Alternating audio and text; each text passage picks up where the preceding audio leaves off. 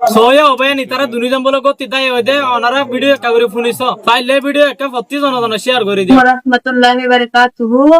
আমার নাম রূপা, আমার আব্বুর বাসা হচ্ছে মহেশখালী, মানব মহারাটাটা। এখন আমরা ফালাই বিয়ে করছি কালকে বৃহস্পতিবারে 14 তারিখ। আমাদের রিলেশনশিপ হচ্ছে 4 বছরের। এখন আমার পরিবারের লোকজন আমার শ্বশুর বাড়ির লোকজনকে অত্যাচার করতেছে, ওদের নামে মামলা দিছে, কিন্তু ওরা নির্দোষ, সব দোষ হচ্ছে আমার।